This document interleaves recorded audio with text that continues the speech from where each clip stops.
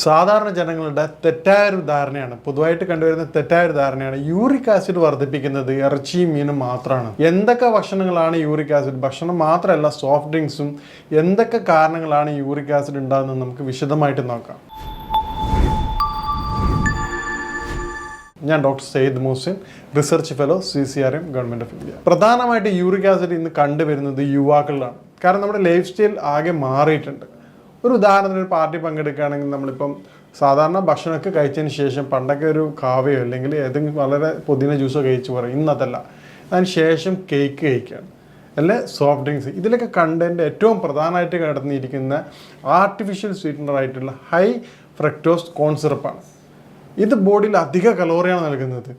ഈ കലോറി ഒരിക്കലും കിഡ്നിക്ക് എന്ത് ചെയ്യാൻ പറ്റില്ല, നോർമൽ ഫിൽട്ടർ ചെയ്തിട്ട് നോർമൽ ലെവലിനേക്കാൾ എത്രയോ ഇരട്ടിയാണ്. സാധാരണ ഇതിലൊരു വ്യക്തിയുടെ ഇൻടേക്ക് നോർമൽ ഇൻടേക്കിന് മുകളിലാണെങ്കിൽ അത് അവിടെ ബ്ലഡിൽ റിമെയിൻ ചെയ്യും. അപ്പോൾ ഈ രൂപത്തിൽ അമിതമായിട്ട് രക്തത്തിൽ എത്തിച്ചേരുന്ന യൂറിക് ആസിഡ് അതുണ്ടാകുന്ന കോംപ്ലിക്കേഷൻസ് എന്താ നമുക്ക് വിശദമായിട്ട് പരിശോധിക്കാം. ഇതാണ് യൂറിക് ആസിഡിൻ്റെ ഏറ്റവും പ്രധാനപ്പെട്ട കാരണം. ഇതിൻ്റെ കൂടെ തന്നെ റെഡ് മീറ്റ്സും മറ്റു കാര്യങ്ങളൊക്കെ വില്ലൻ തന്നെയാണ്. പക്ഷേ അറിയാത്ത സാധാരണക്കാർക്ക് മനസ്സിലാവാത്ത ഏറ്റവും പ്രധാനപ്പെട്ട കാരണമാണ് ഈ ആർട്ടിഫിഷ്യൽ സ്വീറ്റ്നർ. ഇനി എന്തൊക്കെയാണ് സിംറ്റംസ് നോക്കുക. സാധാരണത്തിൽ ഒരു പേഷ്യൻസിന് 5 to 6 hours കൊണ്ട് തന്നെ ഡൈജഷന് ശേഷം സിവിയർ ആയിട്ട് യൂറിക് ആസിഡിൻ്റെ ബുദ്ധിമുട്ടുള്ള ആൾക്കാർക്ക് അതിൻ്റെ സിംറ്റംസ് വളരെ എളുപ്പം തന്നെ സ്റ്റാർട്ട് ചെയ്യാൻ തുടങ്ങും. ഏറ്റവും പ്രധാനപ്പെട്ട സിംറ്റം എന്ന് പറഞ്ഞാൽ സിവിയർ പെയിൻ ആയിരിക്കും. അതോടൊപ്പം തന്നെ ആ ഭാഗങ്ങളുടെ റെഡ്നെസ്. ഇതിന് ഏറ്റവും പ്രധാനപ്പെട്ട കാരണം നേരത്തെ പറഞ്ഞതുപോലെ യൂറിക് ആസിഡ് ബ്ലഡിൽ ഉണ്ടാകുമ്പോൾ അത് പതിയെ ഓരോരോ ആംഗിൾ ജോയിൻ, ഏറ്റവും കണ്ടുവരുന്ന സ്മോളർ ജോയിൻറ്റിലാണ്, അവിടങ്ങളിൽ ഫില്ല് ചെയ്യുന്നതോടുകൂടി അത് ക്രിസ്റ്റൽ ടൈപ്പ് ഉണ്ടാവുക. വളരെ ചെറിയ കുറച്ച് കഴിയുമ്പോൾ അത് ഡെപ്പോസിറ്റ് ചെയ്ത് അതിൻ്റെ ഫോം ചെറുതായിട്ടുള്ള നീഡിലേക്ക് ക്രിസ്റ്റൽസ് ആവും. ഇത് ആ ജോയിന് ചുറ്റും വരുമ്പോൾ നമ്മൾ ആ ഒരു ഭാഗത്ത് മൂവ്മെൻറ്റ്സ് വരും സമയത്ത് അവിടെ ചെറുതായിട്ട് ഇൻഫ്ലമേഷൻ സ്റ്റാർട്ട് ചെയ്യും.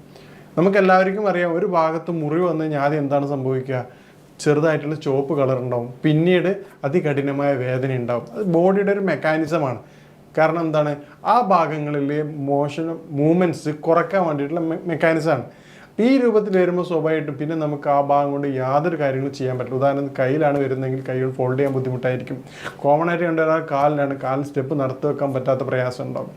ഇതാണ് ഇതിൻ്റെ ഏറ്റവും വളരെ എളുപ്പം മനസ്സിലാവുന്ന രീതി. ഇനി എന്തൊക്കെയാണ് ഇതിൻ്റെ കാരണങ്ങൾ നോക്കാം. ഏറ്റവും പ്രധാനപ്പെട്ട എൻ്റെ പേഷ്യൻസ് കണ്ടുവരാറുള്ളത് പ്യൂരിൻ കൂടുതൽ കണ്ടടങ്ങിയിട്ടുള്ള ഫുഡുകളാണ്.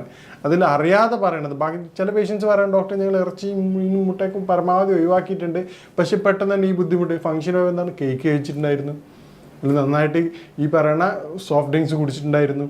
അപ്പോൾ ഞാനോട് പറയും, നിങ്ങൾ കഴിക്കേണ്ട ഭക്ഷണത്തിൻ്റെ കലോറി, യുവാക്കളാണ് പ്രധാനപ്പെട്ട വില്ലന്മാർ, അവരോട് ഞാൻ പറയും കലോറി, നിങ്ങൾക്ക് ആവശ്യമുള്ള കലോറി ഒന്ന് കാൽക്കുലേറ്റ് ചെയ്യുക.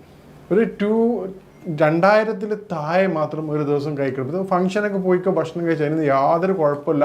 പക്ഷെ അതിന് ശേഷം ഉദാഹരണത്തിന് രാത്രി, ഉച്ചക്കാണ് ഫംഗ്ഷൻ എങ്കിൽ രാത്രി നമ്മുടെ ഫുഡ് കുറച്ച് ലേറ്റ് ആക്കാം. സലാഡ് കാര്യങ്ങൾ കൂടുതൽ ഉപയോഗിക്കുകയും കൂടുതൽ ഡൈജസ്റ്റീവ് ആയിട്ടുള്ള കാര്യങ്ങൾ ഉപയോഗിക്കുക. ഇത്തരത്തിൽ നമ്മൾ ഉപയോഗിക്കുന്നതോടുകൂടി നമ്മൾ ടോട്ടൽ കലോറി ബാലൻസ് ചെയ്യും. ഈ ടോട്ടൽ കലോറി ബാലൻസ് ചെയ്തിട്ടില്ലെങ്കിൽ കേവലം യൂറിക് ആസിഡ് മാത്രമല്ല, അതിൻ്റെ പിന്നാലെ തന്നെ എന്തുണ്ട്, കൊളസ്ട്രോൾ ഉണ്ട്, ഷുഗർ ഉണ്ട്, BP ഉണ്ട്. കാരണം ഇതിൻ്റെയൊക്കെ ഏറ്റവും പ്രധാനപ്പെട്ട ഇതിൻ്റെയൊക്കെ പ്രോസസ്സിങ് മീറ്റുകൾ ഉപയോഗിക്കുന്നുണ്ട്. ഹൈ കലോറിയാണ്. High calorie complete body store ചെയ്തിട്ട് പിന്നീട് എന്താണ്, ബോഡിയുടെ ഇൻസുലിൻ റെസിസ്റ്റൻസ് സ്വഭാവം കഴിവില്ലാതെ വരികയാണ്. പിന്നീട് ഡയബറ്റിക് സ്റ്റാർട്ട് ചെയ്യാണ്. അപ്പോൾ ഇതിനൊക്കെ വില്ലൻ ആയിക്കൊണ്ടിരിക്കുന്ന ഒരു വാർണിംഗ് സൈൻ ആയിക്കൊണ്ടാണ് നമ്മൾ യൂറിക് ആസിഡ് മനസ്സിലാക്കേണ്ടത്. ഇത് ഒരു മെറ്റബോളിക് ഡിസോർഡറാണ്. ഇത് ലിവറിൻ്റെ വീക്ക്നെസ്സാണ് നമുക്ക് കാണിച്ചിരുന്നത്. ലിവറിൻ്റെ വീക്ക്നെസ് ആണ്, ലിവറിന് ഭയങ്കരമായിട്ട് അസുഖം ഉണ്ട് എന്നുള്ളതല്ല ഞാൻ പറയണത്. ഈ രൂപത്തിൽ ചെയ്യുമ്പോൾ നമ്മൾ മനസ്സിലാക്കേണ്ട കാര്യം, നമ്മുടെ ബോഡി പതിയെ അസുഖത്തിലേക്ക് കടക്കുകയാണ്.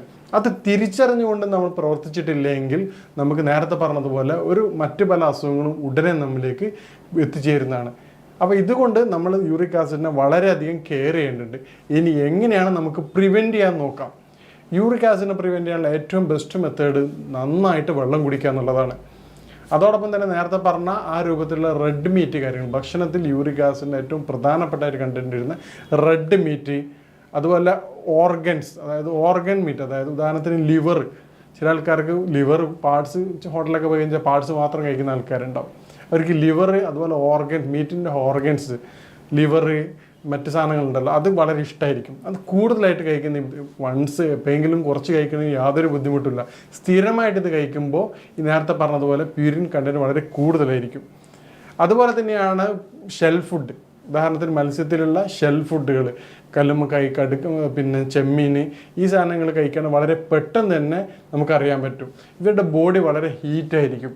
ഇത് ലിവറിൻ്റെ മെക്കാനിസം, ലിവറിന് ചെറിയൊരു വീക്ക്നെസ് വരുമ്പോൾ തന്നെ നമ്മുടെ ബോഡി വളരെ വീക്കായിരിക്കും. ഇതാണ് യൂറിക് ആസിഡിന് കാരണമായിട്ട് ഏറ്റവും പ്രധാനപ്പെട്ട കാര്യം. നേരത്തെ പറഞ്ഞ പോലെ ഇത് നമുക്ക് ഒഴിവാക്കാനായിട്ടുള്ള, ഇതിന് നേരെ ഓപ്പോസിറ്റ് ആയിട്ടുള്ള ഫുഡ് കഴിച്ച് കഴിഞ്ഞാൽ തന്നെ വളരെയധികം നമുക്ക് കൺട്രോൾ ചെയ്യാൻ പറ്റും. അതിൽ ഏറ്റവും പ്രധാനപ്പെട്ട ഒന്നാണ് വെളുത്തുള്ളി. വെളുത്തുള്ളി നമ്മൾ സ്ഥിരമായിട്ട് ഇഞ്ചിയോട് ചേർത്ത് തേനിൽ 1 ടീസ്പൂൺ കഴിക്കുകയാണെങ്കിൽ യൂറിക് ആസിഡിൻ്റെ ബുദ്ധിമുട്ട് വളരെയധികം കുറഞ്ഞു വരുന്നതായിട്ട് കണ്ടിട്ടുണ്ട്. അതോടൊപ്പം തന്നെ ഏറ്റവും പ്രധാനപ്പെട്ട ഒരു കാര്യമാണ് നന്നായിട്ട് വെള്ളം കുടിക്കുക. നേരത്തെ പറഞ്ഞാൽ സ്വന്തമായിട്ടൊരു ബോട്ടിൽ വെച്ചുകൊണ്ട് വളരെയധികം വെള്ളം മിനിമം 3 ലിറ്റേഴ്സും കുടിക്കും. വെള്ളം കുടിക്കുമ്പോൾ പ്രത്യേകം ശ്രദ്ധിക്കേണ്ട ഒരു കാര്യം 25 to 30 കിലോന് മാത്രം 1 ലിറ്റർ മാത്രം മതി. അതിൽ കൂടുതൽ കുടിച്ചു കഴിഞ്ഞാൽ മറ്റു പല കോംപ്ലിക്കേഷൻസ് ഉണ്ടാവും. സാധാരണ നമ്മൾ കാൽക്കുലേറ്റ് ചെയ്യുക, ഒരു ദിവസം ഞാൻ എത്ര വെള്ളം കുടിച്ചു നോക്കുക. നമ്മൾ പേഴ്സണലായിട്ടുള്ളൊരു ബോട്ടിൽ, ഇപ്പോൾ ഉദാഹരണം ജോലി ചെയ്യുന്ന ആൾക്കാരാണ്, യാത്ര ചെയ്യുന്ന ആൾക്കാരാണെങ്കിൽ ഒരു ബോട്ടിൽ നമ്മൾ കൂടെ കൊണ്ടുവരികയാണെങ്കിൽ നമുക്ക് കൃത്യമായ അളവ് കിട്ടും. നിങ്ങൾ എത്ര വെള്ളമാണ് കുടിക്കുന്നത്. ഇന്നത്തെ കാലത്ത് നമുക്ക് ബാക്കിയുള്ള എഫേർട്ടുകൾ കുറവായതിനാൽ, യാത്രകളും മറ്റു പല കാര്യങ്ങളും കുറവായതിനാൽ എല്ലാ സൗകര്യങ്ങളാണുള്ളത്, ബോഡി ടയർഡ് ആവാറില്ല. അതുകൊണ്ട് വെള്ളത്തിൻ്റെ കൺസംഷൻ വളരെ കുറവാണ്. ഇത് ബോഡിയുടെ മെറ്റബോളിക് ആക്ടിവിറ്റീസ് വളരെയധികം സ്വാധീനിച്ചിട്ടുണ്ട്. ഇത് യൂറിക് ആസിഡിൻ്റെ പ്രധാനപ്പെട്ട ഒരു വില്ലനാണ്. ഇനി എന്താണ് യൂറിക് ആസിഡ്, എങ്ങനെ നമുക്ക് ട്രീറ്റ് ചെയ്യാൻ നോക്കുക. നേരത്തെ പറഞ്ഞതുപോലെ എല്ലാ മെഡിസിൻസ് എടുത്തിട്ട് മാറാത്ത ചില പേഷ്യൻസ് ഉണ്ട്. നമ്മൾ എന്താ ചെയ്യുന്നതെന്ന് പറഞ്ഞാൽ ഈ പറഞ്ഞ ലിവറിൻ്റെ ഹെൽത്ത് ഒന്ന് ബൂസ്റ്റ് ചെയ്യും. ലിവറിനായിട്ട് ബുദ്ധിമുട്ടുള്ള യുനാനി കൺസെപ്റ്റ് അനുസരിച്ച് ബോഡിയുടെ മെക്കാനിസത്തിൻ്റെ, അതായത് മെറ്റബോളിക് മെക്കാനിസത്തിൻ്റെ ക്യാപിറ്റൽ ലിവറാണ്. യുനാനി മാത്രമല്ല, ബയലിൻ്റെയും സെക്രീഷനും അതുമായിട്ട് ബന്ധപ്പെട്ട എല്ലാ കാര്യങ്ങളും ഇപ്പോൾ മോഡേൺ മെഡിസിൻ ആണെങ്കിൽ അതിന് ഏറ്റവും മെയിൻ ലിവർ തന്നെയാണ്. എല്ലാ കാര്യങ്ങളും നമ്മൾ നോക്കുകയാണ്, ബോഡിയിലുള്ള ആ പറഞ്ഞ എല്ലാ ഡിറ്റോക്സിഫിക്കേഷൻ്റെ എല്ലാത്തിൻ്റെയും ബേസ് ലിവർ തന്നെയാണ്. അപ്പോൾ ഈ രൂപത്തിൽ നമ്മൾ ലിവറിനെ സപ്പോർട്ട് ചെയ്യുകയാണെങ്കിൽ യൂറിക് ആസിഡ് വളരെ എളുപ്പം തന്നെ മാറുന്നത് കാണാറുണ്ട്. മൂന്നാമത്തെ ഒരു കാര്യമാണ് ഫിസിക്കൽ ആക്ടിവിറ്റീസ്.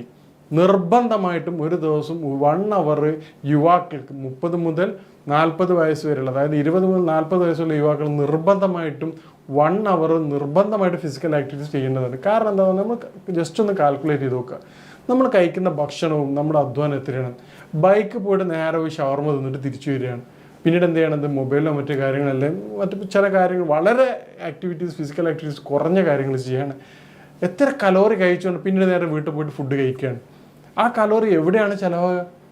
ഈ ചുരുങ്ങിയ സമയം കൊണ്ട്. ഇപ്പോൾ രാവിലെ ഒരു ദിവസം ജസ്റ്റ് ഒന്ന് കലോറി, നിങ്ങൾക്ക് നെറ്റിലൊക്കെ പല പല ആപ്പുകളും അവൈലബിൾ ആണ്. നിങ്ങൾ കഴിക്കണ ഭക്ഷണത്തിൻ്റെ കലോറി എത്രയാണ് നിങ്ങൾ കാൽക്കുലേറ്റ് ചെയ്യുക. ഏറ്റവും പ്രധാനപ്പെട്ട മറ്റൊരു വില്ലനാണ് ലൈറ്റ് സ്ലീപ്പ്. അതായത് ഇന്ന് ഫോണും സോഷ്യൽ മീഡിയ ഒക്കെ വളരെ സജീവമായതുകൊണ്ട് തന്നെ നമ്മൾ വളരെ വൈകിട്ടാണ് ഉറങ്ങാറുള്ളത്. ഇത്തരത്തിൽ വൈകി ഉറങ്ങുകയും വൈകി എഴുന്നേൽക്കുകയും ചെയ്യുന്ന രൂപം നമ്മുടെ ലിവറിനെ വളരെ പെട്ടെന്ന് തന്നെ ഡാമേജ് ആക്കാറുണ്ട്. ഇത് യൂറിക് ആസിഡിൻ്റെ ഒരു പ്രധാനപ്പെട്ട കാരണമാണ്. ഈ ഞാൻ പറഞ്ഞത് നിങ്ങൾ മറ്റു പല വീഡിയോയിലും കാണുന്ന കാരണത്തിനേക്കാൾ ഉപരി ശ്രദ്ധിക്കാത്ത പ്രധാനപ്പെട്ട കാര്യങ്ങളാണ് പറഞ്ഞിട്ടുള്ളത്. യൂറിക് ആസിഡ് വന്നു കഴിഞ്ഞാൽ നമുക്ക് ചെയ്യാൻ പറ്റുന്ന ഏറ്റവും പ്രധാനപ്പെട്ട ഒരു മെത്തേഡ് എന്ന് പറഞ്ഞാൽ ഇതിനനുസരിച്ച് ഇജാമ ചെയ്യുമ്പോൾ യൂറിക് ആസിഡ് വളരെ പെട്ടെന്ന് തന്നെ നമുക്ക് ബോഡിയിൽ നിന്ന് കുറയ്ക്കാൻ സഹായിക്കാറുണ്ട്. അതുപോലെ തന്നെ നേരത്തെ പറഞ്ഞ ലിവർ ബൂസ്റ്റ് ചെയ്യുന്ന മെഡിസിൻ കഴിക്കുന്നതിലൂടെ യൂറിക് ആസിഡ് വളരെ എളുപ്പം കുറയാറുണ്ട്. ഇനി ഹോം റെമഡി ആയിട്ട് നമുക്ക് ഉപയോഗിക്കാൻ പറ്റുന്ന കാര്യമാണ് ആപ്പിൾ സിഡർ വിനെഗർ. 2 ടീസ്പൂൺ രാവിലെയും വൈകിട്ടും കഴിക്കുന്നത് ആൻറ്റി ഓക്സിഡൻറ്റും ബ്ലഡ് ക്ലിയർ ചെയ്യാനും സഹായിക്കുകയും ചെയ്യുന്നതാണ്. അത് ലിവറിനെ വളരെയധികം ഹെൽത്ത് ബൂസ്റ്റ് ചെയ്യുന്നതാണ്. ഇത് വളരെയധികം എഫക്റ്റീവായിട്ട് കണ്ടുവരാറുണ്ട്. നേരത്തെ പറഞ്ഞ രണ്ടാമത്തെ ഒരു കാര്യമാണ് വെളുത്തുള്ളിയും ഇഞ്ചിയും 1 ടീസ്പൂൺ തേനകത്ത് ചേർത്ത് കഴിക്കുന്നത് യൂറിക് ആസിഡിൻ്റെ പ്രൊഡക്ഷൻ കുറക്കുന്നത് കാണാറുണ്ട്. നമ്മൾ പ്രത്യേകം മനസ്സിലാക്കുക, കിഡ്നിയുടെ ഫങ്ഷൻ പ്രോപ്പറായിട്ട് ചെയ്യുന്നുണ്ട്. ഓവർലോഡ് വരുമ്പോൾ മാത്രമാണ് ഇത് നമ്മൾ ബ്ലഡിലേക്ക് പോകുന്നത്. അത് നമ്മൾ കഴിക്കുന്ന ഭക്ഷണം, ഏറ്റവും പ്രധാനപ്പെട്ട ട്രീറ്റ്മെൻറ്റ് ചെയ്യേണ്ടത് നമ്മൾ തന്നെയാണ്. നമ്മൾ കഴിക്കുന്ന ഭക്ഷണത്തിൻ്റെ കലോറി മനസ്സിലാക്കുക, അതിൽ കണ്ടിരിക്കുന്ന യൂറിൻ്റെ അളവ് മനസ്സിലാക്കുക, അത് നിർബന്ധമായിട്ട് കാൽക്കുലേറ്റ് ചെയ്തിട്ട് അതിന് വേണ്ട പ്രിക്കോഷൻസ് എടുക്കുകയാണെങ്കിൽ നിങ്ങൾക്ക് യാതൊരുവിധ മെഡിസിൻ്റെ സഹായം ഇല്ലാതെ തന്നെ നിങ്ങൾക്ക് അത് മാറ്റിയെടുക്കാവുന്നതാണ്. മറ്റേ നമ്മൾ കാണുന്നത് പോലെ 1 മിനിറ്റ് കൊണ്ട് 1 ദിവസം കൊണ്ട് യൂറിക് ആസിഡ് നിങ്ങൾക്ക് പൂർണ്ണമായിട്ട് മാറ്റിയെടുക്കാൻ സാധിക്കില്ല. കാരണം അത് കഷ്ടപ്പെട്ട് മാത്രമേ അത് പൂർണ്ണമായിട്ട് മാറ്റിയെടുക്കാൻ പറ്റുള്ളൂ. അപ്പോൾ അത് എപ്പോഴും ശ്രദ്ധിക്കുക. യൂറിക് ആസിഡ് എന്നുള്ളത് അത് ലിവറിനും കിഡ്നിക്കും ഓവർലോഡ് വരുന്നതുകൊണ്ട് സംഭവിക്കുന്ന ഒരു വാർണിംഗ് സൈനാണ്. ഇത് ഇത്തരത്തിൽ എടുത്തുകൊണ്ട് മാത്രമേ നിങ്ങൾക്ക് മുന്നോട്ട് പോകാൻ പാടുള്ളൂ. ഇനി ഇതുമായിട്ട് ബന്ധപ്പെട്ട മറ്റ് സംശയങ്ങളും കാര്യങ്ങളും നിങ്ങൾക്ക് ബന്ധപ്പെടാവുന്നതാണ്. ഇനി മറ്റൊരു വിഷയമായിട്ട് കാണാം. നന്ദി, നമസ്കാരം.